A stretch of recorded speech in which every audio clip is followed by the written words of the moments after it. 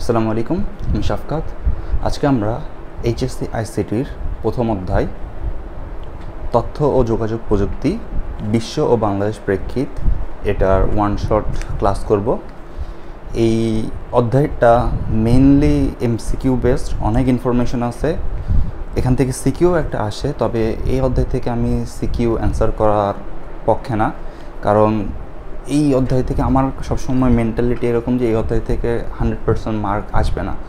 অবশ্যই স্যারদের হাতে কিছুটা মার্কস থেকে যায় যে স্যাররা নাম্বার দিবে না, যেটা বাংলা সৃজনশীলের ক্ষেত্রে হয়ে থাকে। তো আমি পরীক্ষার হলে HTML থেকে 2টা, সি প্রোগ্রামিং থেকে 2টা, নাম্বার সিস্টেম থেকে 2টা, এই টাইপের 2টা থেকে মোট 5টা অ্যান্সার করার চেষ্টা করতাম। এই প্রথম অধ্যায় এবং দ্বিতীয় অধ্যায় থেকে অ্যান্সার করার কম চেষ্টা করতাম।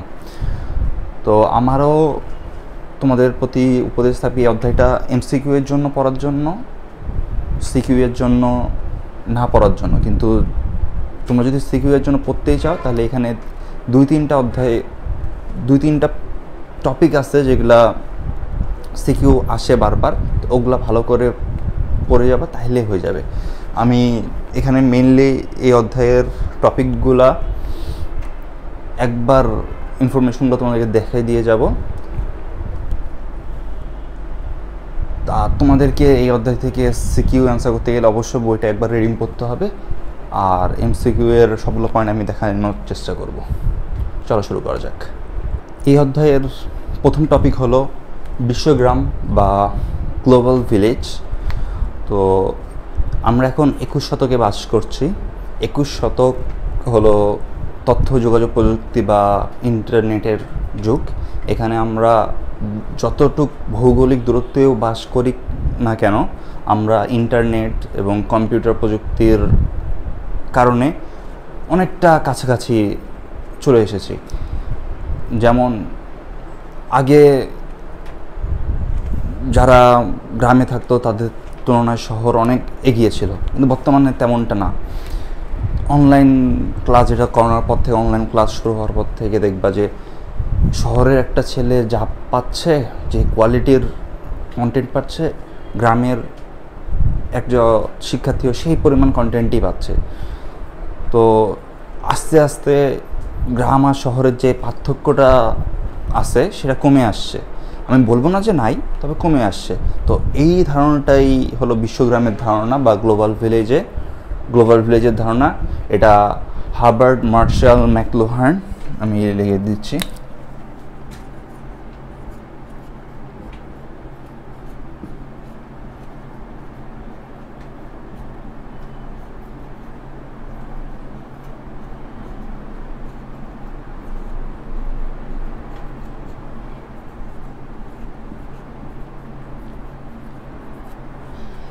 এই হার্বার্ট মার্শাল ম্যাকলুহান আবিষ্কার করছে। ম্যাকলুহান হলো একজন কানাডার দার্শনিক। তিনি গ্লোবাল ভিলেজের ধারণা প্রবর্তন করছে। তো এই প্রথম বিশ্বগ্রামে এটাই একটা এমসিকিউ এর টপিক। এখান থেকে অনেকবার বোর্ডে এমসিকিউ আসে এবং কলেজের পরীক্ষাগুলোতে প্র্যাকটিক্যাল পরীক্ষায় এটা একটা ইনফরমেশনটা লাগবে, এই ইনফরমেশনটা লাগবে। এছাড়া আরেকটা জিনিস লাগবে, সেটা হলো তিনি গ্লোবাল ভিলেজ ধারণাটা দিয়েছিল 60-এর দশকে।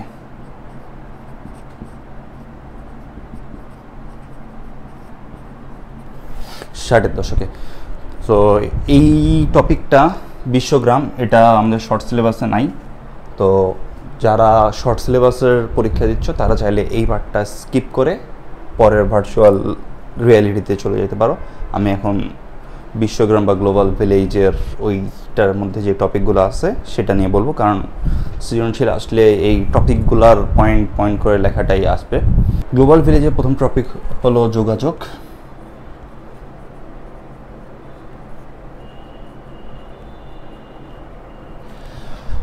যোগাযোগ ব্যবস্থা তোমরা জানো, আগে গরু গাড়ি ছিল, হাটে যাইতে হইতো, গরু গাড়ি আসলো, এরপরে কাঠের বাস ছিল এক সময়, এখনকার মতন বাস ছিল না। তো বর্তমানে গাড়ি, ইলেকট্রিক ভেহিকল চলে আসছে, এটা একটা ভালো পয়েন্ট, ইলেকট্রিক ভেহিকল বা ইভি। আর এছাড়া আগে কবুতর দিয়ে পাঠাইতো, ডাক পিয়ন নিয়ে পাঠাইতো, এগুলা তো রূপকথার গল্প বলা যায়। বর্তমানে যেটা আছে তোমাদের বইয়ে সেটা হলো টেলিকমিউনিকেশন।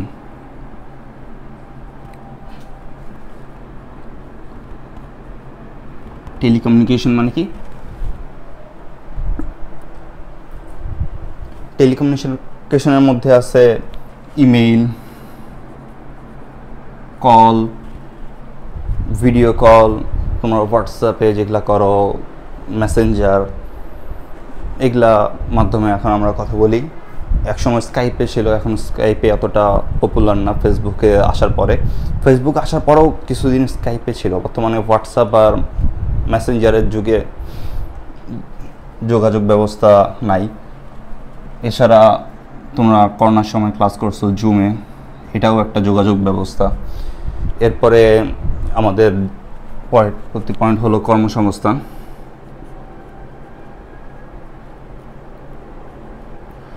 কর্মসংস্থান মানে হলো কাজের জায়গা।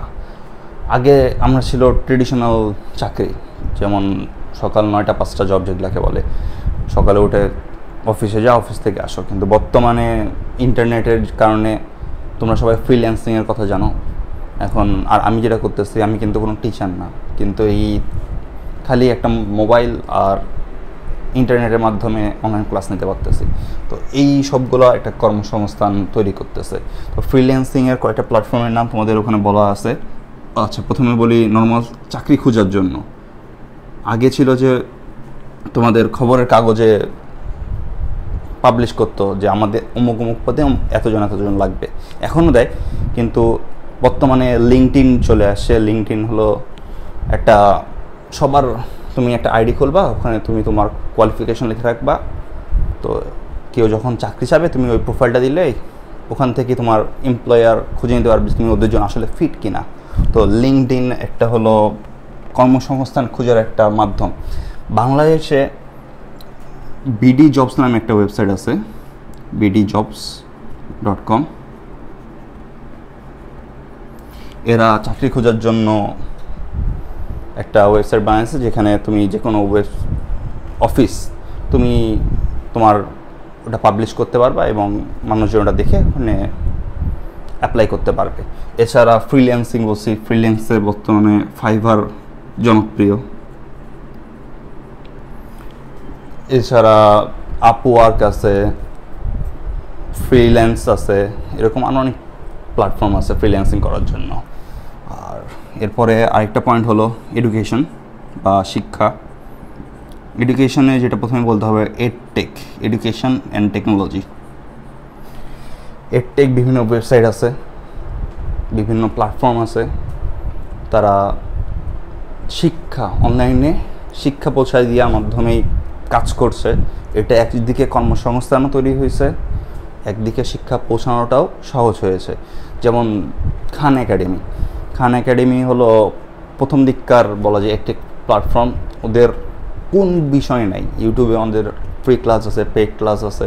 তো খান একাডেমির অনেক ভালো ভালো স্টোর আছে, এই ভালো ভালো স্টোরেজ আছে বলা যায় এই ইনফরমেশনের।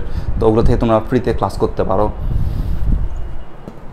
এডটেক হিসেবে বর্তমানে ইউটিউবকেও ইউজ করা হচ্ছে। ইউটিউবে বিভিন্ন tutorial, how to do this, এই টাইপ দিয়ে অনেক ভিডিও আছে, যেটার মাধ্যমে এটাও একটা এডটেকের হিসেবে ব্যবহৃত হয়। তাছাড়া ফেসবুকে পেজ গ্রুপ খুলে এডটেক পৌঁছায় দেওয়া যাচ্ছে। এরপরে যেটা লাগবে সেটা হলো চিকিৎসা বা মেডিকেল।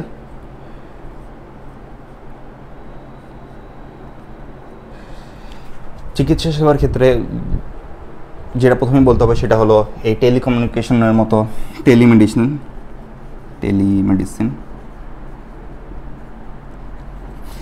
টেলিফোনের মাধ্যমে চিকিৎসা সেবা পৌঁছে দেওয়ার মাধ্যম হলো টেলিমেডিসিন।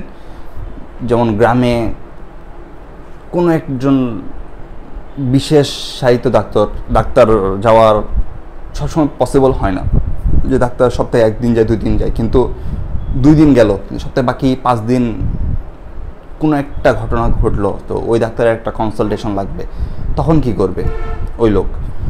তো সেই সময় টেলিমেডিসিনের মাধ্যমে মানে অনলাইনে ভিডিও কল করে চিকিৎসা নেওয়া যায়। তারপরে তোমার 9-10-এর আইসিটি বইয়ে ছিল রোবট সার্জারি, এটাও একটা, এই বইয়ে নাই, কিন্তু পয়েন্ট লিখতে তো কোনো অবস্থা নাই, যেহেতু নাই আমি এটা লিখতেছি না। তোমাদের বই আছে টেলিমেডিসিন, তো রোবট সার্জারিও করা যায়। তোমাদের বইয়ে আরেকটা পয়েন্ট আছে, সেটা হলো ইলেকট্রিক পেশেন্ট রেকর্ড,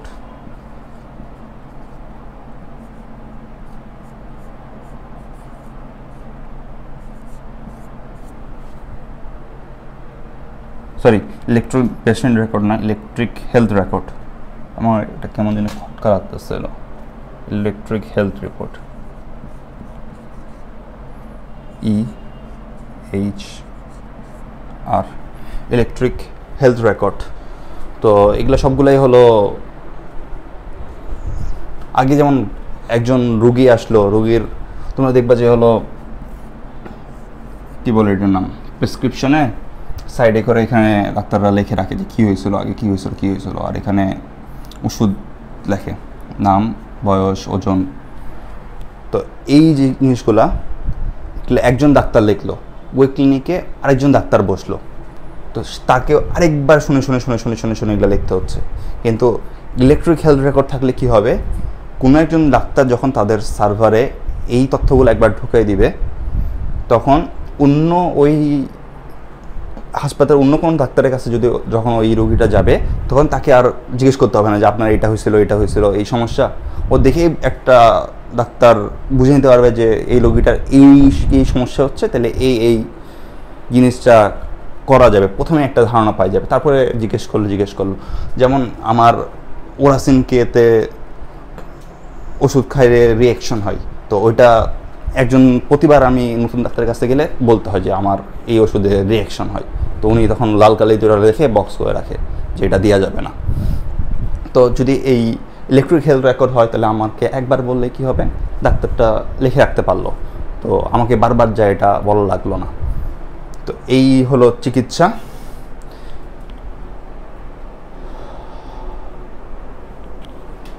এরপরে শিক্ষার আরেকটা পার্ট আছে, সেটা হলো রিসার্চ বা গবেষণা।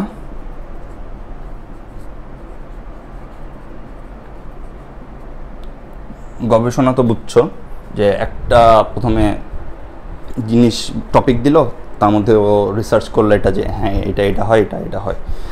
এখন ওর রিপোর্ট লিখতে হবে, তো রিপোর্ট লিখতে যায় পড়লো সমস্যায় যে এতগুলো রিপোর্ট কেমনে লিখবে। আচ্ছা রিপোর্ট লিখছে, এখন গ্রামাটিক্যাল ভুল হয়ে গেছে, তো গ্রামাটিক্যাল ভুল ঠিক করার জন্য অনেক ওয়েবসাইট আছে।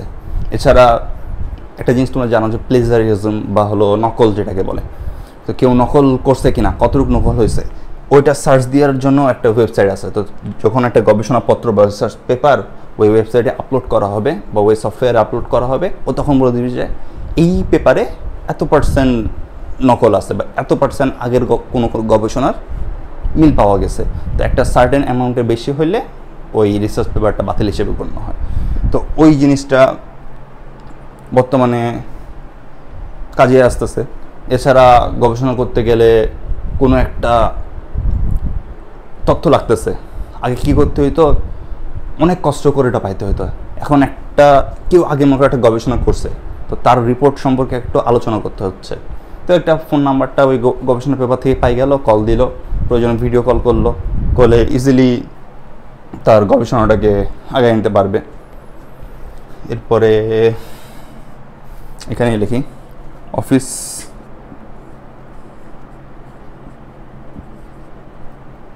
অফিসে অনেক ধরনের সফটওয়্যার লাগে, অনেক ধরনের হার্ডওয়্যার লাগে। তো সফটওয়্যারের মধ্যে প্রথমে যেটা, সেটা হলো MS অফিস বা মাইক্রোসফট অফিস সফটওয়্যার। মাইক্রোসফট অফিসের মধ্যে কী আছে, মাইক্রোসফট ওয়ার্ড আছে, মাইক্রোসফট এক্সেল আছে, পাওয়ার পয়েন্ট আছে। তো এগুলা ব্যবহার করে অফিসের কাজ অনেকটা সহজ হয়। যে মাইক্রোসফট ওয়ার্ড ইউজ করলে কোনো একটা ফাইল টাইপ করলো, আর এই ইমেল ব্যবহার করে কোনো হার্ড কপি ব্যবহার না করে পেপার ইউজ কমাই আমরা একজনের তথ্যটা পাঠিয়ে দিতে পারলাম। স্প্রেডশিট থাকলে, স্প্রেডশিট যেটা হলো এক্সেল ব্যবহার করে অনেক তথ্য একসাথে রাখা যায় এবং বিভিন্ন টেবিল করে রাখলে তথ্যটা সহজে খুঁজে পাওয়া সম্ভব হয়। তো এটা অফিস কাজকে আগায় নিয়ে যেতে অনেক সাহায্য করে।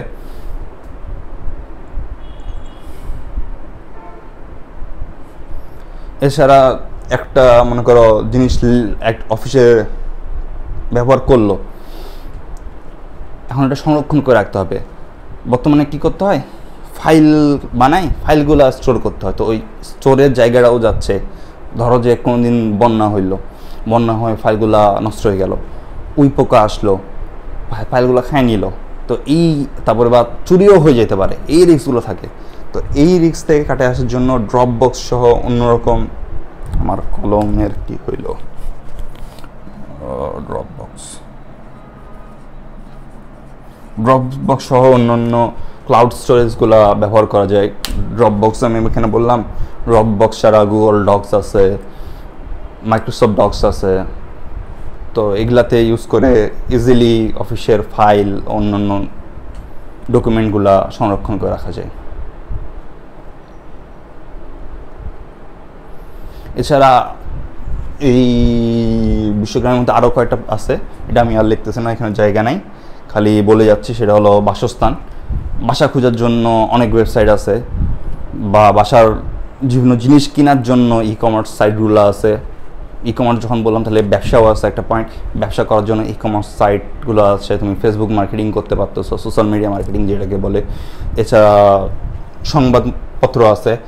এখন আর তোমাকে ওই পেপার কিনে অপেক্ষা করতে হয় না। তো এই হকার কখন আসবে, কখন পেপার দিবে, এটা দরকার নেই। ফেসবুক বাড়ি করো, স্ক্রল করো, বিভিন্ন সংবাদ মাধ্যমের ফেসবুক পেজ আছে, ওখানে লাইক দিয়ে রাখলা, ফলো করে রাখলা, তো ওখান থেকে একদম ইনস্ট্যান্ট তুমি খবর পাচ্ছ। এবং খালি খবরই পাচ্ছ না, লাইভ ভিডিও দেখতে পাচ্ছ, যে কোনো একটা ঘটনায় এখনই কী হচ্ছে তুমি একদম মোবাইলেই দেখতে পাচ্ছ। মানে বর্তমানে এমন একটা যুগ চলে আসছে যে কেউ যদি পেপার নাও কিনে, সেও বিশ্ব থেকে ছিটকে যাবে না, সে সবসময় সব তথ্য থেকে ইনফর্ম থাকবে। এরপরে অনেক সিরিয়াস জিনিস হয়ে গেল। এরপরে আসলো বিনোদন। আগে কি ছিল, যেগুলো আমরা ছোটোবেলায় খেলতাম, বিকাল হয়েছে, আসরের আজান দিছে, মাঠে যেতে হবে, ক্রিকেট খেলতে হবে, ফুটবল খেলতে হবে। এখন দরকার নেই, এখন কি করো, মোবাইল কেন, ফুটবল কই, মোবাইলে খেলবো, ক্রিকেট কই, মোবাইলে খেলবো। মানে সব তুমি টেবিল চেয়ারে বসে, বিছনায় শুয়ে গেম খেলতে পারবা। এছাড়া এখানে আরেকটা ছিল সংস্কৃতি বিনিময় বা কালচারাল এক্সচেঞ্জ, যেটা এখন অনেক ইজিলি হয়। আগে কোনো একটা দেশে তুমি সংস্কৃতি বা কালচার জানতে হলে সে দেশে যাইতে হইতো। বিদেশিরা যখন আমাদের এখানে আসতো তখন আমাদের জিনিস শিখে যাইতো। ইংরেজরা যখন আমাদেরকে শাসন করছে, এই 1757 থেকে 1947, এই 190 বছরে তারা শাসন করার মাধ্যমে আমরা ইংলিশ অনেক কালচার জানতে পারছি। এর আগে মঙ্গলরা আসছে, বিভিন্ন রাজারা আসছে, তাদের কালচারগুলো আমাদের এখানে ঢুকে পড়ছে, তা আমরা ওইভাবে কালচার শিখছি। বর্তমানে কিন্তু আমাদেরকে ওইভাবে কালচার শিখতে হয় না, তুমি মোবাইলেই দেখতে পাচ্ছ যে আজকে এই দেশ এটা করতেছে, তাহলে আমাদেরকে ওটা করতে হবে। তো ইজিলি কালচার ট্রান্সমিট হচ্ছে। তো কালচার এক্সচেঞ্জটা অনেক সহজ হয়ে গেছে, যার কারণে কালচার নষ্ট হচ্ছে, যে আমাদের যেটা স্বকীয়তা বা ইউনিকনেস ছিল সেটা আজকে আমরা হারাইতে বসছি। তো এটাই ছিল বিশ্বগ্রামের সব কিছু। এই টপিকটা মেইনলি এমসিকিউ, তবে সৃজনশীল গ বা ঘ হয়ে আসলে পয়েন্ট করে লিখে যাব, তাহলেই হয়ে যাবে।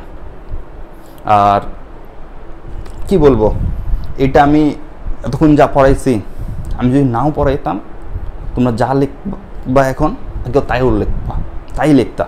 মানে এটা এই একটা টপিক, এটা পড়ানোর কোনো মানেই নেই, পুরা টাইম নষ্ট করা জিনিস। কারণ ওটাই তো বললাম, মানে তোমরা যা লেখার আগে যা লিখতা এখন তাই লিখবা। তো এখন আর খালি এই টপিক না, এই অধ্যায়টা পুরোটাই এরকম। কয়েকটা টপিক আছে যেমন ক্রায়োসার্জারি আর ন্যানো টেকনোলজি, বাকিগুলা তোমরা আগে থেকেই জানো, আমার থেকেই বেশি ভালো জানো। তো এখন আমরা যাই পরের টপিক। পরের টপিক হলো ভার্চুয়াল রিয়ালিটি বা যেটাকে বলে VR। এটা শর্ট সিলেবাসে আছে। তো যেটা শর্ট সিলেবাসে আছে আমি এখানে শর্ট লিখে দিব, তাহলে তোমাদের বুঝতে সুবিধা হবে। VR বা ভার্চুয়াল রিয়েলিটি তোমাদের শর্ট সিলেবাসে আছে। ভার্চুয়াল রিয়েলিটি কি? তুমি এক জায়গায় না থাকেও ওই জায়গায় যাওয়ার অনুভূতিটা নিতে পারবা। ভার্চুয়াল রিয়ালিটির মধ্যে আর কি আছে? ভার্চুয়াল রিয়ালিটির মধ্যে আছে কৃত্রিম বুদ্ধিমত্তা আছে, যেটাকে আর্টিফিশিয়াল ইন্টেলিজেন্স বলে। এই যেটা পরের টপিকের মেইনলি পড়া, তবে ভিআরে এটাও আছে। ভিআরে তোমাদের বয়ে একটা টপিক আছে, সেটা হলো HM হেড মাউন্টেড ডিভাইস মনে হয়, আমি sorry head mounted display, head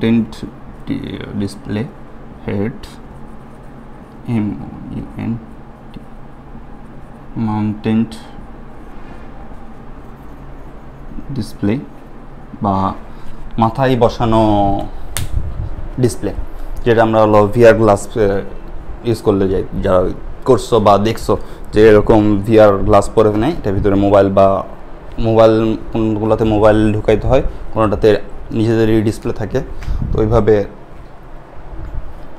তুমি এখানেই থাকবা, কিন্তু মনে হবে যে মোবাইলে যে ডিসপ্লেটা বা ওইটার ডিসপ্লেতে যেটা চলতেছে তুমি ওই জায়গায় আসো।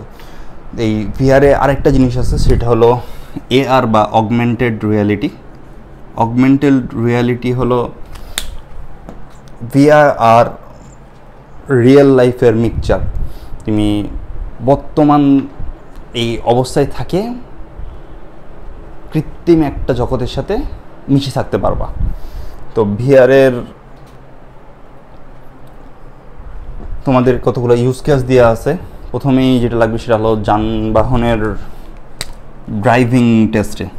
আমি এখানে লিখি পয়েন্টগুলো। যানবাহনের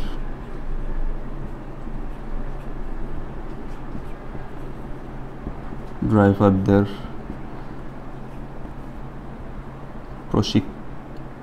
প্রশিক্ষণ। বর্তমানে কী হয়, কাউকে যদি ড্রাইভিং শিখতে হয় একটা গাড়ি নিতেই হবে, তারপর চালাইতে হবে। কিন্তু গাড়ি যদি চালাইতেই হইলো, এই সময়তে একটা অ্যাক্সিডেন্ট হয়ে যাওয়ার চান্স আছে। হ্যাঁ, কোনো মানুষকে মারলো না বা কাউকে মারলো না, কিন্তু সে ব্রেক করতে যে অ্যাক্সিডেন্টটা চাপে দিয়ে দিল একটা পোস্টের সাথে বাড়ি মারে, একটা দেওয়ালের সাথে বাড়ি মারে, তো ওই গাড়িটারও তো ক্ষতি হবে। তো এই জন্য কী করা যায়, বিভিন্ন ড্রাইভিং সেট পাওয়া যায় ডিসপ্লের সামনে, তুমি হলো স্টিয়ারিং হুইলটা বসাই দিবা, তারপরে ওখানেই দেখে দেখে চালাতে পারবা। তো এইভাবে ড্রাইভারদেরকে প্রশিক্ষণ দেওয়া যায়। প্লাস হলো ড্রাইভিং টেস্ট, এখন কি করতে হয়, বিআরটিএতে যায় গাড়িতে উঠে ড্রাইভিং টেস্ট দিতে হয়। কিন্তু যদি তো বিআরটিএতে যাই যখন যেতে হয়, তখন কি প্রত্যেকজনের জন্য একটা গাড়ি লাগে, কিন্তু এতগুলো গাড়ি কিনা তো ঝামেলা। গাড়ি কিনলো, মনে করো গাড়ি কিনলো, কিন্তু এখন ওগুলা রাখবে কই, সংরক্ষণের তো একটা জায়গা লাগবে, সংরক্ষণের জায়গাও নাই। তো এই জায়গায় ওই স্টিয়ারিং হুইলগুলো যদি থাকে, তাহলে অল্প একটা জায়গায়, একটা গাড়ির জায়গায় 2জন টেস্ট দেওয়া যাবে। তো টেস্টিংয়ের এটা ফাস্টও হবে, প্লাস যেহেতু এটা কম্পিউটারে হচ্ছে, তো ওই ড্রাইভার কী ভুল করলো ওইটার একটা ফিডব্যাকও দিতে পারবে। তো কেউ যদি চায় যে কেন লাইসেন্সটা পাইল না, এটাও এখন জানতে পারবে, যেটা বর্তমানে দেওয়া সম্ভব হয় না। এরপরে পয়েন্ট হলো ভিআর কই ইউজ করা যায়। ভিআর ইউজ করা যায় সামরিক প্রশিক্ষণে।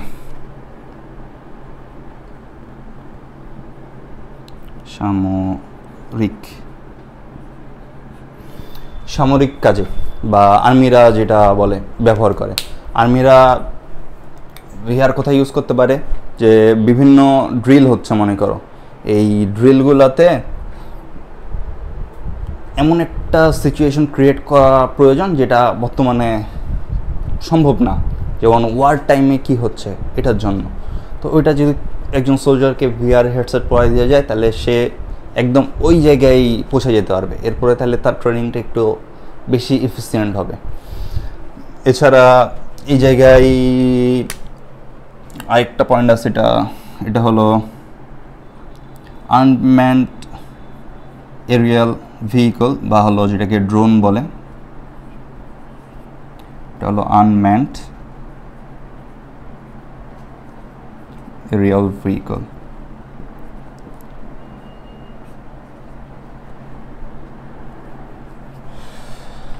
ড্রোন তোমরা জানো, তুর্কি আর আমেরিকা যেটা নিয়ে মারামারি করে যে আমরা ড্রোন দিয়ে উড়াই দিব এই টাইপের। তো বাংলাদেশেরও বর্তমানে ড্রোন আছে, তুরস্ক থেকে কিনছে মনে হয় যতটুকু মনে পড়ে।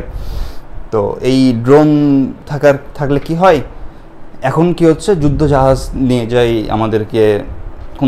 আমাদেরকে না, মানে কোনো জায়গায় যুদ্ধ হচ্ছে, ফাইটার প্লেন যায় যুদ্ধ করতে হচ্ছে, কিন্তু এমন একটা সিচুয়েশন হইল যে জায়গায় আসলে আক্রমণ করাটা টাফ বা রিস্কি, ওখানে ক্যাজুয়ালিটির সম্ভাবনা থাকে, কিন্তু আবার ওখানে আক্রমণ না করলেও দেশের ক্ষতি হবে। তো এই জায়গায় আমরা ড্রোন ইউজ করতে পারি, তাহলে আমাদের কোনো পাইলটের ক্ষতিও হইল না, আবার আমাদের লক্ষ্যটাও অ্যাচিভ করা গেল। এছাড়া আর সামরিক কাজে প্রশিক্ষণ বললাম, আরও একটা পয়েন্ট আছে, তোমরা ওটা দেখে নিয়ে বইয়ের ডান পাশে মেইনলি আছে। এরপরে আমরা শিক্ষার কাজে ব্যবহার করতে পারি, যে এডুকেশন সেক্টরে বিভিন্ন প্র্যাকটিক্যাল যেগুলো আছে, তো অনেক জায়গায় রিয়েল প্র্যাকটিক্যাল করাটা সম্ভব হয় না।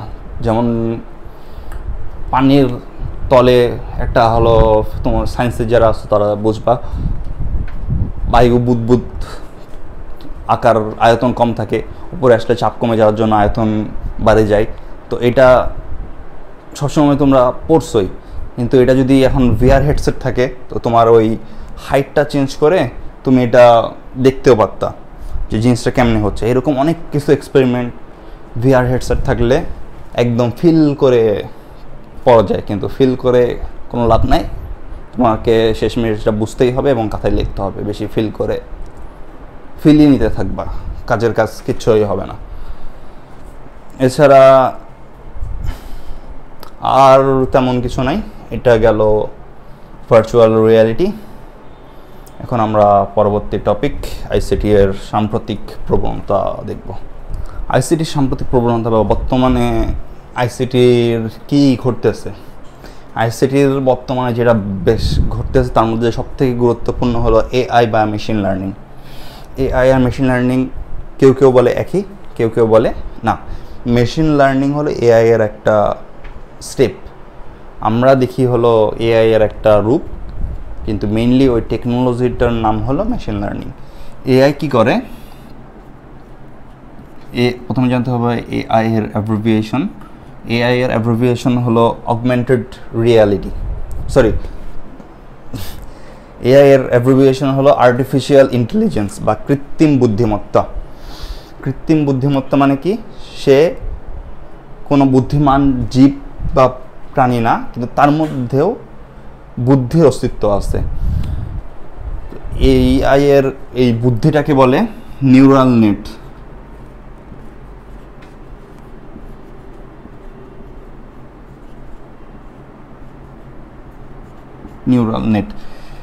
নিউরাল নেট হলো আর্টিফিশিয়াল ইন্টেলিজেন্স, যে নিজে নিজে শিখতে পারে, তার এই বুদ্ধিটা, এবং যেই মাধ্যমে যে টেকনোলজি ব্যবহার করে এআই শিখে বা নিউরাল নেট লাভ করে তাকে বলা হলো ডিপ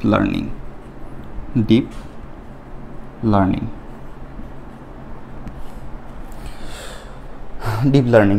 তো আর এই অধ্যায়ে এই টপিকের মধ্যে অনেক কিছু আছে, কিন্তু আমি যেটা বললাম, আমি বললেও তোমরা যা লিখবা, না বললেও তা লিখবা, ওই জন্য এই টপিকে আর কিছু যাচ্ছে না, খালি এই মেইন দুইটা পয়েন্ট তোমাদেরকে দেখাই দিলাম। এরপরে আসবে হলো রোবোটিক্স,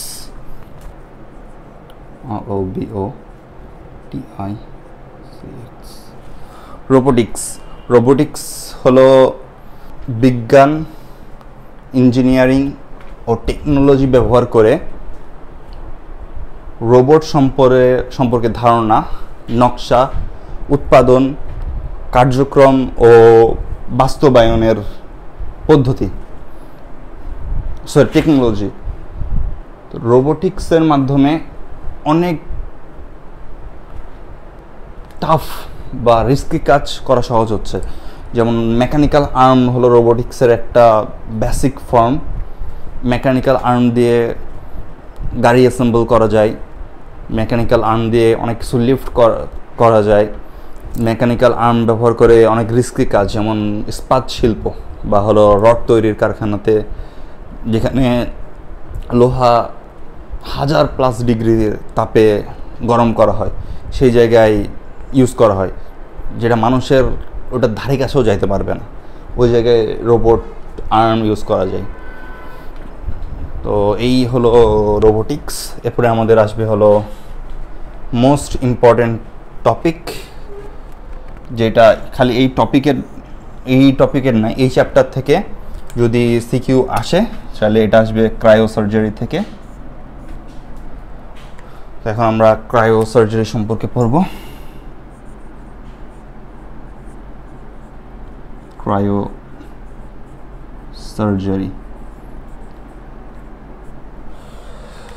ক্রায়োসার্জারি হলো একটা বিশেষ ধরনের সার্জারি টেকনিক, যেখানে সাধারণ তাপমাত্রায় বা সাধারণ অবস্থায় যেই অপারেশনগুলো করা যায় না, সেগুলোকে অনেক কম তাপমাত্রায় করা হয়। ক্রায়োসার্জারি টপিকের সবথেকে ইম্পর্টেন্ট যেটা, যে কত তাপমাত্রায় করা হয়। তাপমাত্রাটা হলো কলম ধরো, আমি একটু মার্কেটটা চেঞ্জ করি। ক্রায়োসার্জারি -41 ডিগ্রি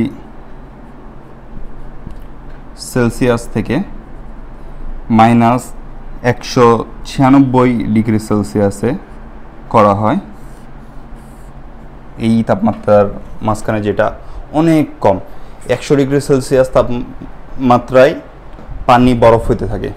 তো -41 মানে কতটা ঠান্ডা, চিন্তা করে দেখো। তো এই সময় এই তাপমাত্রায় নিয়ে গেলে যেই টিস্যুতে ক্রায়োসার্জারি করা হচ্ছে সেটার অক্সিজেন চলাচল বন্ধ হয়ে যায়। এরপরে ওই জায়গাটাতে খালি এই তাপমাত্রা নিয়ে যাইতে, খালি মনে করো বর্তমান তোমরা যেটা মনে করো এসি লাগাইলে হয় না, বিভিন্ন জিনিস ব্যবহার করতে হয়। সেটা হলো কুলিং করার জন্য,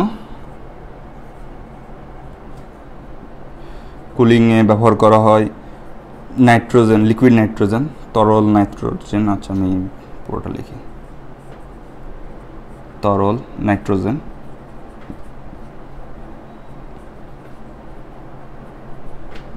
কুলিংয়ে তরল নাইট্রোজেন, আর্গন গ্যাস,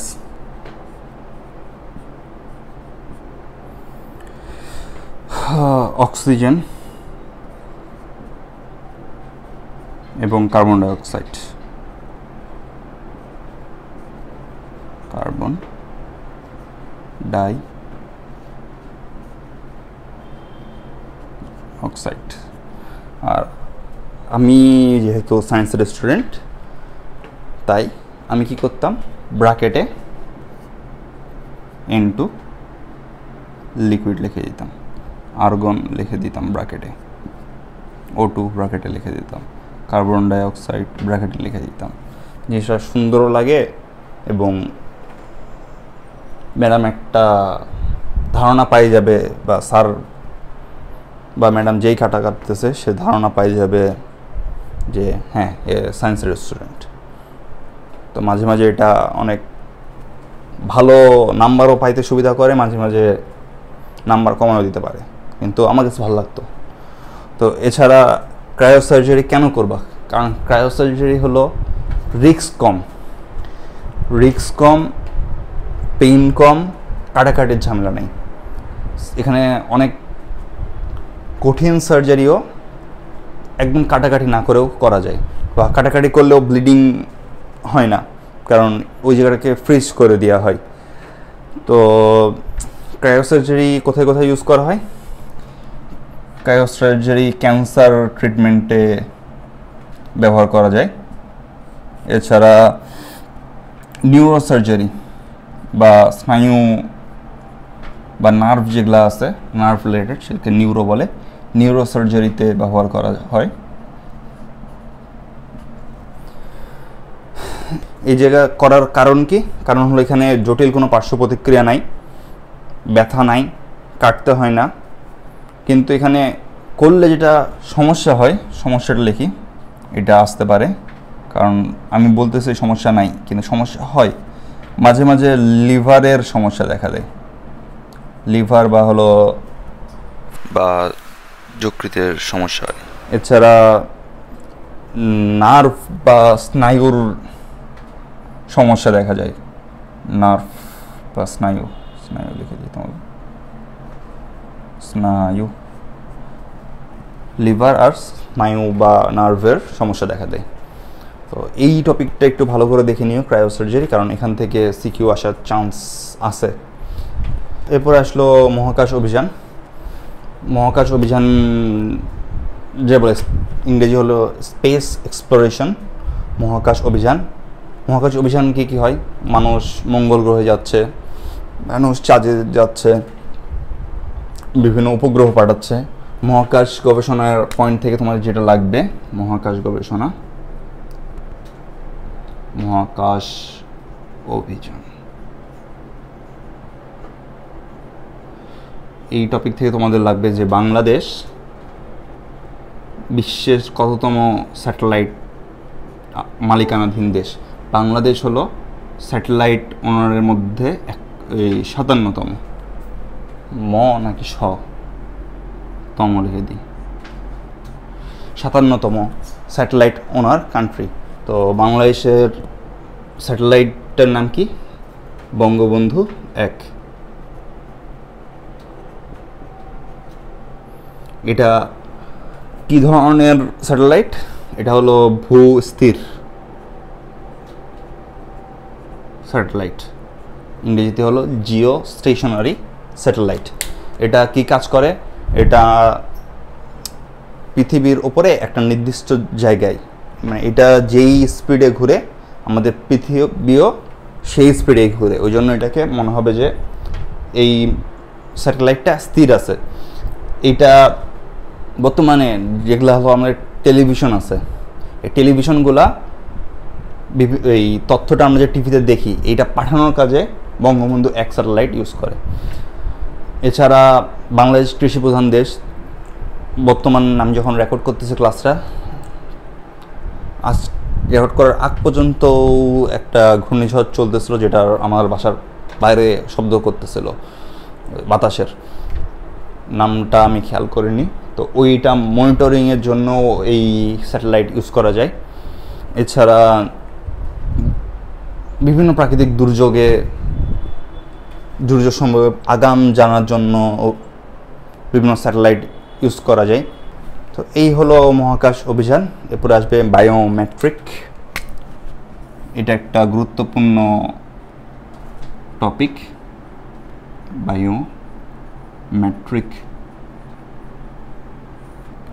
বায়োমেট্রিক হলো মানুষের দৈহিক গঠন বা আমাদের বডির স্ট্রাকচার সেটা প্রত্যেকটা মানুষ থেকে মানুষ কোনো না কোনো দিক দিয়ে আমরা একে অন্য থেকে ইউনিক।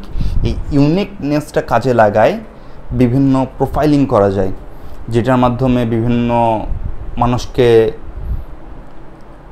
চেনা যায়, বিভিন্ন মানুষ সম্পর্কে তথ্য পাওয়া যায়। তো বায়োমেট্রিকে কয়েকটা পয়েন্ট আছে, সেটা হলো হাতের রেখা,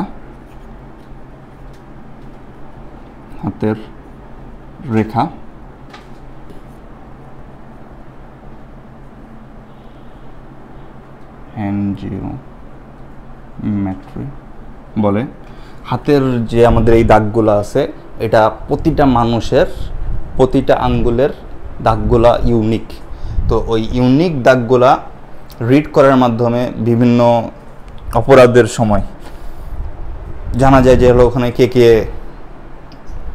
উপস্থিত ছিল। যে আমি এই এখানে টাচ করলাম, এই টাচ করার সাথে সাথে আমার ফিঙ্গারপ্রিন্টটা এই বোর্ডের মধ্যে পড়ে গেছে। তো এখন যদি এখন পুলিশ আসে, এখানে একটা পাউডার আছে, ওই পাউডারটা এখানে মাখায় দেয়, তাইলে এই ফিঙ্গারপ্রিন্টটা ভাসিয়ে উঠবে। তারপর ওরা কীভাবে করে এটা আমি এক্সাক্ট জানি না। তো ওইভাবে এইটা প্রিজার্ভ করতে পারবে, যে পরে তারা গবেষণার কাজে ব্যবহার করবে। এছাড়া বর্তমান তোমরা যাদের এনআইডি কার্ড আছে বা করবা, তারা ফিঙ্গারপ্রিন্ট দিছো। এছাড়া পাসপোর্ট করতে গেলেও ফিঙ্গারপ্রিন্ট লাগে। তো এই ফিঙ্গারপ্রিন্ট হলো তোমার একটা পরিচয়। এছাড়া আইরিশ স্ক্যান করা যায়। আইরিশ স্ক্যানকে কি বলে, আমি আইরিশই লিখতেছি।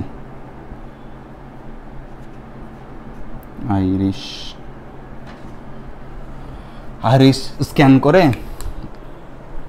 এটা যে তুমি এটা চেনা যায়। এই আমাদের চোখগুলা হলো স্বাভাবিকভাবে একই রকম মনে হইলেও এটাও ইউনিক একটা জিনিস।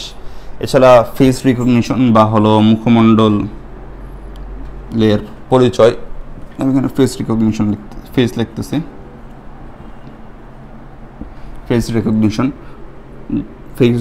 এখন আমাদের মোবাইলেই আছে, যে মোবাইলে ফেস আইডি যেটাকে বলে, ফেস আইডি বা হলো কি বলে, ফেস আইডি তো বলে। মোবাইল খোলার জন্য স্ক্রিনের দিকে তাকায় এরকম সোয়াইপ করলেই খুলে যায়, মানে সোয়াইপও করতে হয় না, দেখলেই খুলে যায়। তো এটা হলো ফেস আইডি ইউজ করে। ফেস আইডি হলো আমাদের চোখ, নাক, মুখ এই আর শরীরের যে এই বিভিন্ন পয়েন্ট আছে, এগুলা প্রতিটা মানুষেরটা একটু স্লাইটলি আলাদা। তো এই পজিশনগুলো স্ক্যান করে তারপরে কোন চামড়াটা কতটুকু উপরে আছে, কতটুকু ডিপ আছে, এগুলা ব্যবহার করে ফেস রিকগনিশনটা কাজ করে। এরপরে ডিএনএ টেস্ট হলো আরেকটা গুরুত্বপূর্ণ। ডিএনএ টেস্ট করে অপরাধী শনাক্তকরণ করা যায়, পিতৃ ও মাতৃত্ব টেস্ট করা যায়। যে মনে করে একটা গল্প সবাই পড়ছো, যে দুজন মা একজন বাচ্চার কাস্টডি চাইছিল, মানে দুজন মা এসে বলছিল যে এই বাচ্চাটা দুজনেরই। পরে রাজা কেউ পার্থক্য করতে পারেনি, তো রাজা বলছে আচ্ছা ঠিক আছে, দুজনে যখন চাচ্ছে তখন মাঝখান দিয়ে কাটে দিয়ে দাও দুই মাকে। তখন আসল মা বলছে আচ্ছা আমার লাগবে না বাচ্চা। তখন রাজা বলছে হ্যাঁ এই আসল মা। এই টাইপের একটা গল্প ছিল। তো এই ডিএনএ টেস্ট যদি থাকতো এই আমলে, তাহলে এই কাটাকাটিতে যাইতে হতো না।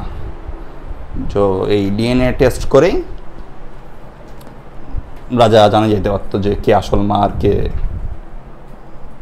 হুদাই ঝামেলা তৈরি করতেছে। তো ডিএনএ টেস্টের তোমাদের আইসিটি বইয়ের মতে মানুষের শরীরে 20 থেকে 30,000 জিন থাকে এবং কয়েকটা জিন মিলে জিনোম তৈরি করে।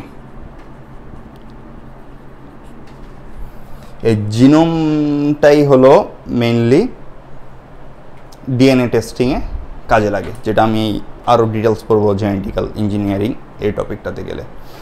এরপরে আসলো বায়ো ইনফরমেশন কি, আচ্ছা আমি আগে এখানে লিখি বায়ো ইনফরমেশন।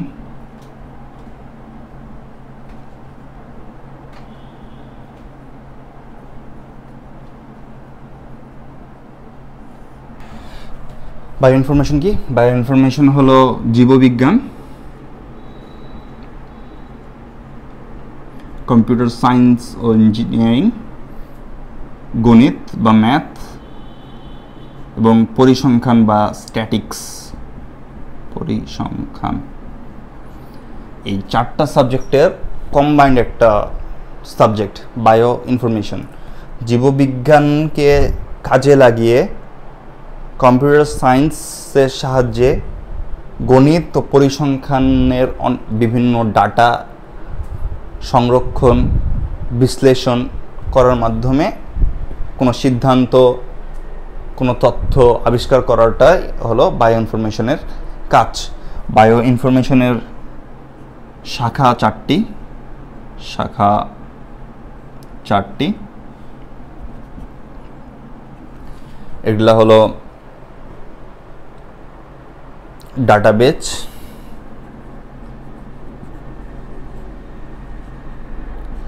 ডাটাবেজ কি? বিভিন্ন তথ্য আমরা যেগুলা পাবো, বায়ো মানে হলো জীব সংক্রান্ত, জীবিত প্রাণীর। যেমন মনে করো কোনো একটা তুমি টেস্ট করলা, ব্লাড টেস্টই করলা, মনে করো ব্লাড গ্রুপ টেস্টিংটা করা হয় একটা কিট দিয়ে। ওই কিট থেকে আমি প্রথমে সিরিজ দিয়ে আঙ্গুল ফুটা করে রক্ত নিল। তো ওই রক্তটা হলো জীববিজ্ঞানের পার্ট। রক্তটা নিয়ে বিভিন্ন কেমিক্যাল মিশাই রক্তটা এক একটা কেমিক্যালের সাথে এক এক রকম আচরণ করে। সে আচরণগুলো দিয়ে জানা যায় যে কী টাইপের অ্যান্টিবডি আর অ্যান্টিজেন আছে। এই অ্যান্টিজেন আর অ্যান্টিবডি এইটা হলো জীববিজ্ঞান থেকে আসে, এবং কতটুক আছে, কি আছে, এগুলা আমরা গণিত পরিসংখ্যানের মাধ্যমে আবিষ্কার করি। এবং এই পুরো টেস্টটাতে যেই মেশিনটা ইউজ করা হয়, মেশিন ছাড়াও হয়। ব্লাড টেস্ট একটা সিম্পল জিনিস, ওই জন্য এখানে হয়ে যাচ্ছে। কিন্তু মনে করো ডেঙ্গু টেস্টে পিসিআর ল্যাবের মাধ্যমে টেস্ট করা হয়। তো ওখানে বিভিন্ন ভাইরাসের তথ্য সংরক্ষণ করা আছে। ওইটা ওই সংরক্ষণ করাটা হলো এই ডাটাবেজে থাকে। এই ডাটাবেজ থেকে পরে ওই কোন ভাইরাসের সাথে মিলতেছে তার উপরে বলে যে এটা হয়েছে। তো এখানে সব ধরনের ভাইরাস, ব্যাকটেরিয়ার তথ্য আছে ডাটাবেজে। তো টেস্ট করলো, যেটার সাথে মিললো সেটা বলে দিল যে এটা এই ভাইরাস। এরপরে এখানে একটা আছে, সেটা হলো প্রোগ্রাম। আবার ঝামেলা শুরু করছে।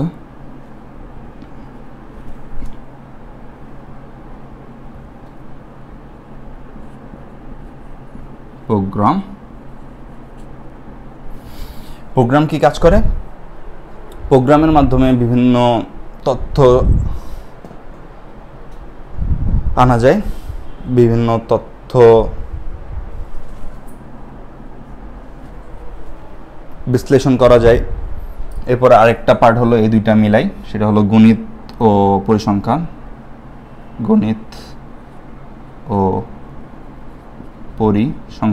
পুরোটা লিখলাম না। এরপরে এই নামটা একটু বড়, সেটা হলো আণবিক জীববিদ্যা ও মেডিসিন। আণবিক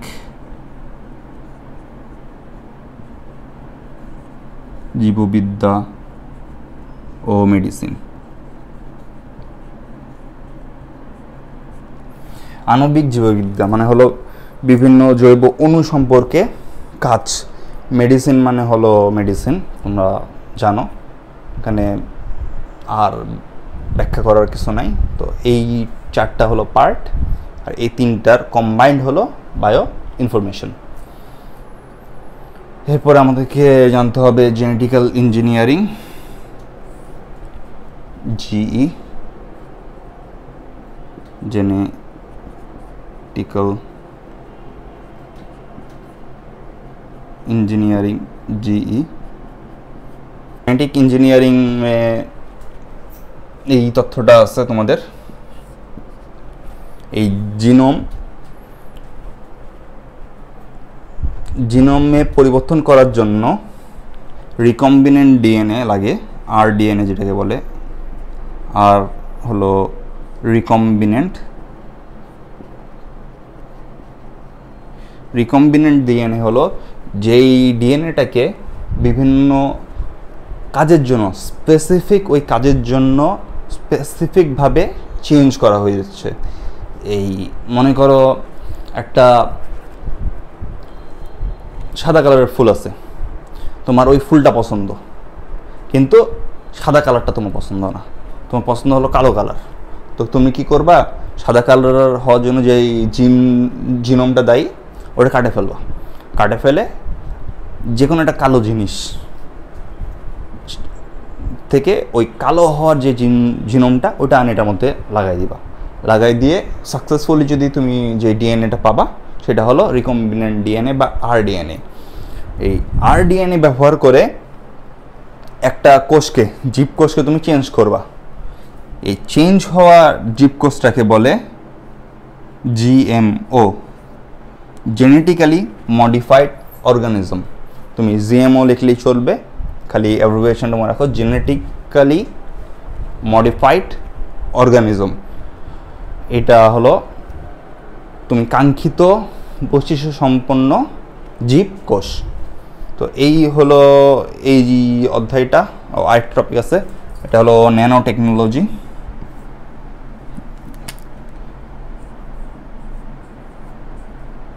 ন্যানো টেকনোলজি। ন্যানো টেকনোলজি কি? ন্যানো টেকনোলজি হলো ওই আয়রন ম্যান একটা যেটা ইউজ করছিল, যেটা হলো এন্ড গেমে ও ব্যাক পড়ে গেছিলো লাস্টে, যে টান দেয় গায়ে ওর আয়রন ম্যানের ড্রেসটা চলে আসে, ওইটা হলো ন্যানো টেকনোলজি। তো এটা লিখলে তো তোমাকে আর নাম্বার দিবে না, তোমাকে সংজ্ঞা দিতে হবে। ন্যানো টেকনোলজি প্রথমে এই অধ্যায় থেকে যেটা লাগবে যে ন্যানো কি, ন্যানোমিটার প্রথমে জানতে হবে। 10⁻⁻৯ মিটারকে 1 ন্যানোমিটার বলে। 10⁻⁻৯। দেখো এখানে 9 আছে, 9-এর n 9 আছে আর 9 আছে, তো এটা ভুল হওয়ার চান্স নাই। 10⁻⁻৯ মিটার সমান 1 ন্যানোমিটার। আর ন্যানো টেকনোলজিতে 1 থেকে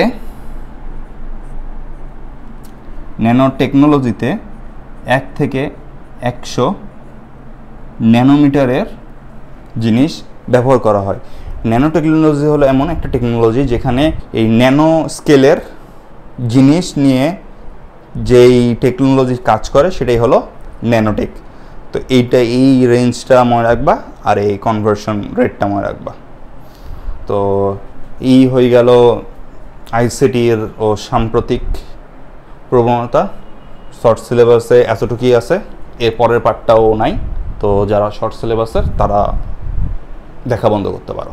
ইথিক্স অফ আইসিটি বা তথ্য যোগাযোগ প্রযুক্তি ব্যবহারের নৈতিকতা, এটা হলো শর্ট সিলেবাসের বাইরের একটা টপিক।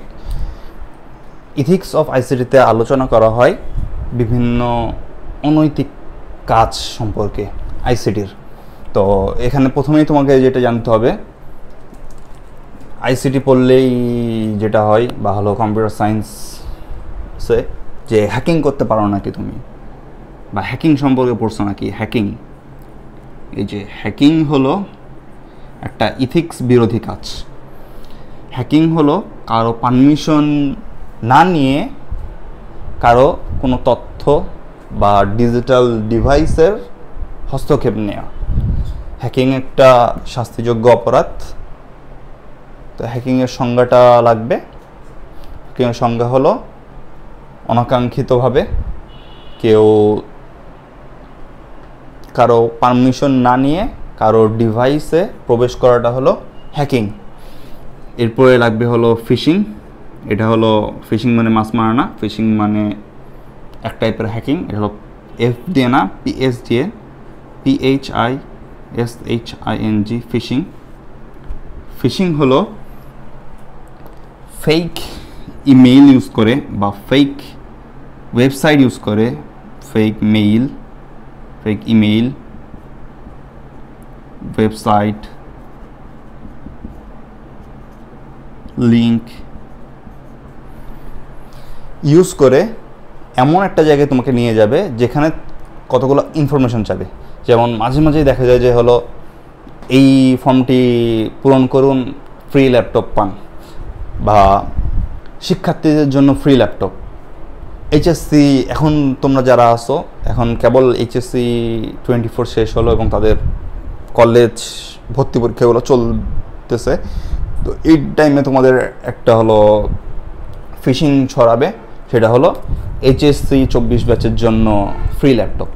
তো ওই লিঙ্কগুলো মাঝে মাঝে ফিশিং লিঙ্ক হয়, যেখানে তুমি যে ইনফরমেশনগুলো দিবা সেগুলো ওরা কালেক্ট করবে এবং পরে ওটা ডার্ক ওয়েবে বা বিভিন্নভাবে সেল করবে, যেটা তোমার প্রাইভেসি সিকিউরিটি হ্যাম্পার ঘটাবে। এরপরে যেটা আছে সেটা হলো spamming, SPAMMING।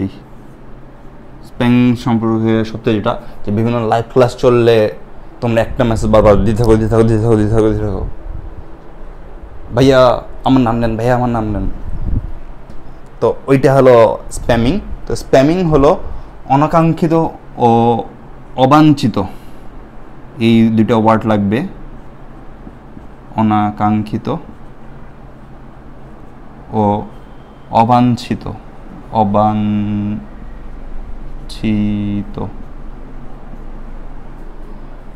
Mail, text,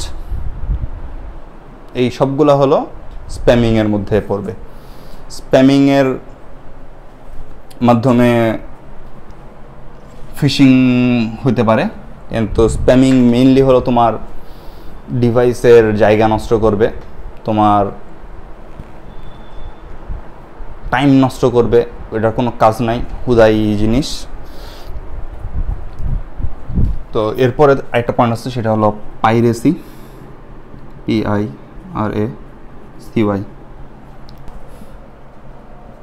piracy কি? পাইরেসি হলো, পাইরেসি সম্পর্কে সবথেকে রিলেটেড জিনিস হলো যে যখন জাওয়ান আসছে, জাওয়ান কোনো হলে সবাই পায়নি জায়গা, তখন কি করছে উৎসাহী বাঙালিরা বিভিন্ন ওয়েবসাইটে ওই হলের প্রিন্টটা আপলোড করে দিয়েছে।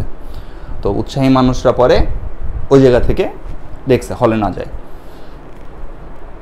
তো এই কোনো জিনিস যেটার কোনো পারমিশন নাই, ওনারের পারমিশন ছাড়া ও একটা প্রফিটের জন্য একটা সিক্রেসি অবলম্বন করে বানাইছে, কিন্তু তুমি ওই সিক্রেসিটা না দিয়ে তুমি পাবলিক করে দিলা, এটা হলো পাইরেসি। এছাড়া বিভিন্ন অনলাইন কোর্সের ওই ফেসবুক গ্রুপ আছে, তুমি গ্রুপে অ্যাক্সেস লিঙ্কটা দিয়ে দিলা কাউকে, বা তুমি একটা আইডি শেয়ার করে 3-4 জন, আরও অনেক বেশি মনে করো, মানে একাধিকজন, একটা আইডি একজনের জন্য তুমি একাধিকজন ইউজ করতেছো, এইগুলা সবগুলো হলো পাইরেসি।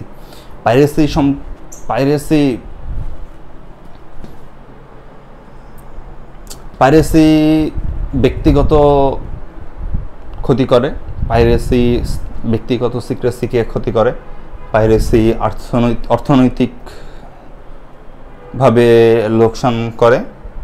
তো এটাই বুঝলো পাইরেটেড মুভি, পাইরেসি সাথে রিলেটেড হলো পাইরেটেড। এরপরে যেটা আসবে সেটা হলো প্লেজিয়ারিজম, এটা বাংলায় রেখি,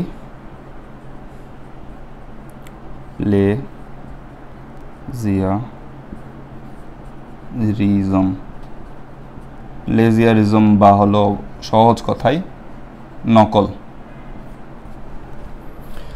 নকল বা প্লেজিয়ারিজম হলো কারো ইন্টেলেকচুয়াল প্রপার্টি তুমি ইউজ করলা, তাকে ক্রেডিট না দিয়ে বা তার অনুমতি না দিয়ে। যে বিভিন্ন, এটা মনে করো আমি একটা বই লিখছি বা আমি এই কোর্সটা বানাচ্ছি, তুমি কী করলা, এটা ডাউনলোড করে তোমার নাম দিয়ে এটা আপলোড করে দিলা, এটা হলো প্লেজিয়ারিজম। প্লেজিয়ারিজম একটা শাস্তিযোগ্য অপরাধ। প্লেজিয়ারিজমের জন্য প্রমাণ পাইলে আইনত ব্যবস্থাও নেওয়া যায়। তো এটার সাথে তোমার প্লেজারিজমের সাথে তোমার পরিচিত হবার ডাইরেক্ট এই ওয়ার্ডটা না দিয়ে, যে হলো কপিরাইট, ইউরোপে কপিরাইট স্ট্রাইক বা কপিরাইট, এটা হলো এই প্লেজারিজম আইনের উপরে ভিত্তি করেই কপিরাইট স্ট্রাইক বা কপিরাইট দেওয়া হয়। যেটা লাগবে সব থেকে গুরুত্বপূর্ণ সেটা হলো সাইবার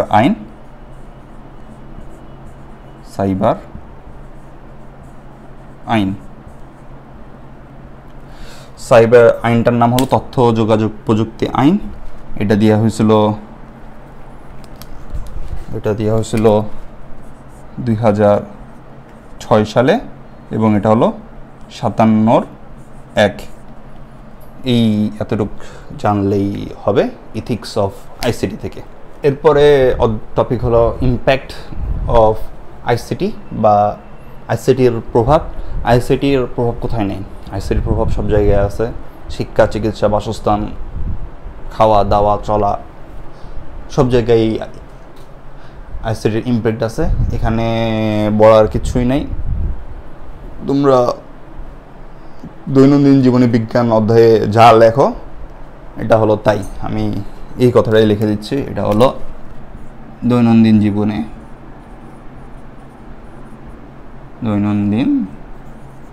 জীবনে বিজ্ঞান অথবা আইসিটি তথ্য প্রযুক্তি। এই রচনায় তুমি যা লেখো ইম্প্যাক্ট অফ আইসিটি হলো তাই। তবে যেটা আমি বলবোই সেটা হলো ব্যাংকিংয়ের ক্ষেত্রে এটিএম, সেটা হলো ব্যাংকিংয়ের ক্ষেত্রে এটিএম, অফিস আদালতের ক্ষেত্রে ই গভর্নমেন্ট বা গভর্নেন্স, তারপরে ইন্টারনেট ইজিপি বা সরকারি কেনাকাটা সরকারিকরণ হলো ইজিপি, তারপরে সুগার মিলের ই পুরজি, এগুলা হলো ইম্প্যাক্ট। যারা একটা ই নথি, তাছাড়া কৃষির ক্ষেত্রে আছে হলো আবহাওয়া পূর্বাভাস, ওয়েদার ফোরকাস্ট। তো এগুলাই হলো ইম্প্যাক্ট আইসিটির। এই অধ্যায়ের লাস্ট টপিক হলো তথ্য যোগাযোগ প্রযুক্তি ও অর্থনৈতিক উন্নয়ন। তো এখানে ওই ঘুরে ফিরে দৈনন্দিন জীবনে বিজ্ঞান ওই জিনিসটাই আসবে, তবে এখানে আমাদেরকে অর্থনীতি সম্পর্কে কথা বলতে হবে। তো অর্থনীতি সম্পর্কে কথা বললে প্রথমেই আসবে হলো বৈদেশিক মুদ্রা। বৈদেশিক মুদ্রা কি? যে বিভিন্নভাবে রেমিটেন্স যেটা আসে, যেটা হলো ফ্রিল্যান্সিংয়ের মাধ্যমে হচ্ছে, বিভিন্ন মানুষ বিদেশে কাজ করার মাধ্যমে হচ্ছে। তো বৈদেশিক মুদ্রা অর্জন হলো অর্থনৈতিক উন্নয়নের একটি গুরুত্বপূর্ণ নির্দেশক। এছাড়া এখানে বলা আছে আর ওয়ার্ল্ড ইকোনমিক ফোরামের মতে দ্রুত বর্ধনশীল 34তম দ্রুত বর্ধনশীল ইকোনমি আমাদের, এবং 2030 সালের মধ্যে আমরা 21তমতে আসার টার্গেট, আমরা 24তমতে আসার টার্গেট নিয়ে আগাচ্ছি। এরপরে এখানে আছে হলো সফটওয়্যার ইন্ডাস্ট্রি।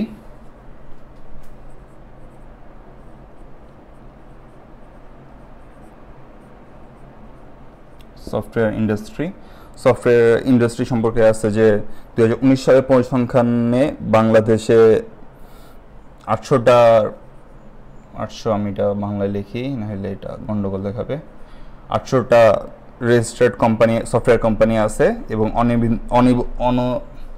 অনিবন্ধিত আরও অনেক আছে, যেগুলা এই সফটওয়্যার কোম্পানিগুলো 30K প্লাস মানুষের কর্মসংস্থান এর সুযোগ করেছে। এছাড়া একটা রাজস্ব $250 মিলিয়ন কাছাকাছি রাজস্ব খাতে অবদান রাখতেছে 2000 16-17 অর্থ বছর অনুযায়ী, এবং 2021 সালের ভিতরে এটা বিলিয়ন ডলার পৌঁছে যাবে। এরপরে অবশ্যই যেটা বলতে হবে সেটা হলো ডিজিটাল বাংলাদেশ। বাংলাদেশের প্রতিটি খাতকে ডিজিটাল করার লক্ষ্যে কাজ চলতেছে, যেটা আমরা বর্তমানে দেখতে পাই সব জায়গায়। এই জায়গায় সব থেকে একটা পয়েন্ট আছে, সেটা হলো আশা করি দেখা যাচ্ছে A2I। এটা হলো অ্যাক্সেস টু ইনফরমেশন প্রকল্প। এই প্রকল্পের আওতায় প্রতিটি জেলা উপজেলায় তথ্য অফিস খোলা হয়েছে, যাতে দেশের প্রতিটা মানুষ যে কোনো প্রকার তথ্য পেয়ে থাকে। এছাড়া যেটা আছে সেটা হলো বাংলাদেশ কৃষি প্রধান দেশ, তো কৃষির সাহায্যের জন্য কৃষি সেবা খোলা হয়েছে, যেখানে একজন কৃষক বিভিন্ন তার ফসল, কৃষি পদ্ধতি, কৃষি ফসল বাজারীকরণ এগুলা সম্পর্কে তথ্য পেয়ে থাকে। সরকারি ও বেসরকারি বিভিন্ন প্রজেক্ট সম্পর্কে জানতে পারে, বিভিন্ন প্রশ্নের উত্তর সম্পর্কে জানতে পারে। এরপরে যেটা গুরুত্বপূর্ণ সেটা হলো গার্মেন্টস বা হলো শিল্প হলো 2018 সালে বাংলাদেশে 36.67 বিলিয়ন ডলার রপ্তানি বাণিজ্য থেকে আমরা আয় করেছিলাম, যেটা প্রধান ছিল গার্মেন্টস।